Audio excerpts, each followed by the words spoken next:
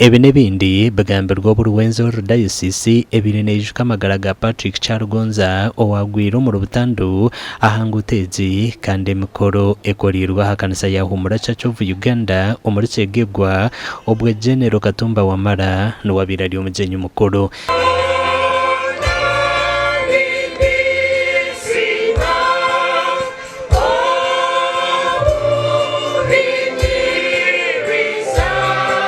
Bishop Chargonza akagwa omuri Butando mwaka gw'2010 bwanyuma yo kumara umwaka gumwe gonka ari Bishop wa Rwenzori Diocese. Ngwakafera mu accident yali imbi muno hagati ya Mukunyu na Kayihura orugudo rwa Fort Portal Kampala.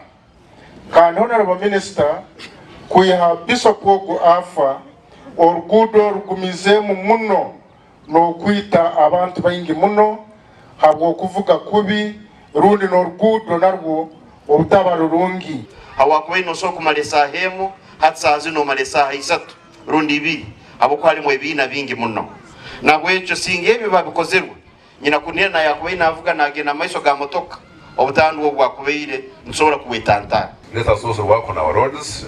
Our guest of honor, the road from Kampala, especially Uganda to Kinjanja is really bad. So people can get access because they're trying to swing on the road. So let us devote some more money for this road. It is leading to the tourism city. You know how it's called tourism city for Port. But the road that's going to the tourism city is not in a very good shape. Section yencheke kwa Chenjojo.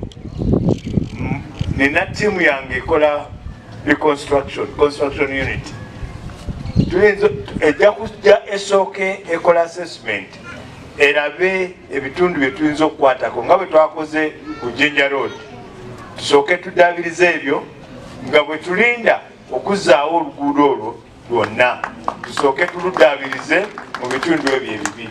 Honorable Tom Amoti omunyishenjero wa Chaka Central ayonjire yayijuse Minisita nguto ya Kazo Kyegegwa kuza Charuguza eyi president yabaraganise kukora kandi Minister mugarukiremo na muno orugudo rwa Kazo Kyegegwa Hapuyo Karuguza ninkimanya tukatungaho rukora tuyibona itwe no utisa Kafuzi Jackson na ba members of parliament omofisiye wagamba mutafuwayo rugudo lo tuyita Liberation Road era yezimu ku ngudo mukama wafeze yandagidde mu NDP4 okusookerako oluguudo luwanvu nenga luyitibwa Liberation Road lwakola nnyo mu lutalo lw'okwenunula.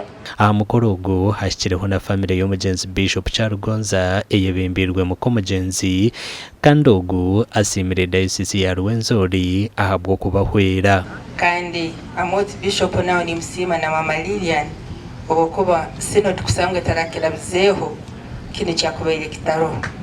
So ni nsiime kanisa ya Kristo Kiramuno Church of Uganda abalisi nimba siima muno obukuba bino byone bikorwa manano gali sente zikiro bwingi niziruka mu makanisa gaitu nosanga abantu nibaleta sente mu trust fund kandi ekindetera okongera kubundara muno abigere bya Kristo ngamba ninyoboa nyaburinywe abantu abakozesa ingudo muleke tuzikozese kurungi obwarabo driver vuga okumanya hariho obundi n'omuntu atarukura ngombe yawe oba atarukurora. Buri mwaka Diocese ya Rwenzori neyijuka amagara ga Bishop Chargonza kandi aba nibakwatanisa nabyo byo kwirinda bahanguto okushomesa abantu amateeka gahanguto na n'enkolesa y'enguto. Amakuru aga gashya kwa Philip Murangira muri Kyegegwa.